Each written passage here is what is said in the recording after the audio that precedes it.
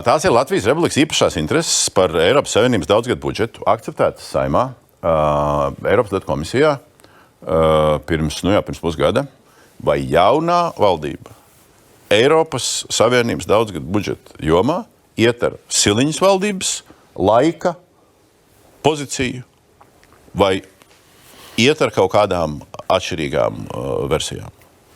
Pamatā, protams, tā pēctecība kaut kādā ziņā ir. Tur ir divas lietas, manuprāt, svarīgas. Pirmais ir panākt papildus finansējumu saistībā ar to, ka mēs esam kā valsts ārējā robeža Eiropas Savienībā, sevišķi reģionu. Mainam vai nemainam? Otra, mēģinam panākt iespējami lielu, jo šobrīd tas finansējums, kas ir norādīts arī lauksaimniekiem, es saprotu, ka tur ir jācīnās par iespējami lielāku. Tātad par tiešmaksājumu izlīdzināšanu Eiropas Savienības līmenī mūsu ieskatā pie šī punkta būtu tas gadījums, kad Latvijas valstī būtu jāizmanto veto tiesības un tiešām nopietni jāparāda savu attieksmi. Tā ir ZZS, nevis koalīcijas pozīcija. Tā ir mūsu pozīcija, kurai ir arī parlamenta atbalsts atsevišķā balsojumā. Veto līmeņa uzlikšana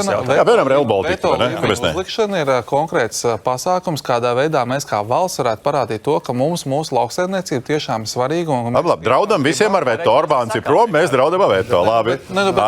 Mēs nekad to neesam izmantojuši. Nekad. Taisnība. Un varbūt beidzot, ja Latvijas lauksaimnieki to vairāk sasauksmi pēc kārtas. Es vienkārši tikai pārbaudu, kas notiek ar jaunās koalīcijas pozīcijām. Mums nekas jauns tas nav, es atvainojos. Tukša retorika, es atvainojos. Tukša retorika. Tāpēc, ka bet ir kohēzijas un lauksaimniecības aploksne ir viena. Un tas ir nacionālās valsts jautājums, cik kuram valsts piešķirs. Tur bišķiņa specifiski tajā aprakstā parādās, ka tur ir nianses. Nav viņa viena, un tev nav viena aploksne. Piedāvāt kā viena tagad. Jā, viņi tiek piedāvāt. Tieši tā. Tas ir tas, pa ko mēs iestājāmies pret, ka Jā, tas lauksaimniecības punkts parādījās tieši pēc Grasberga kunga aicinājuma, bet tas, ko, es nezinu, vai veto ir labākā taktika, tas ir runa par metodēm, bet tas varbūt, ko vajadzētu vienoties par to pierobežu pret Krieviju, ka šīm valstīm, ko arī Kolkungs ir vairāk kārt Eiropas parlamentā atskaņojis, ka mēs vienojamies ar reģionu valstīm, jo būs grūti panākt kaut ko tikai Latvijai labvēlīgi.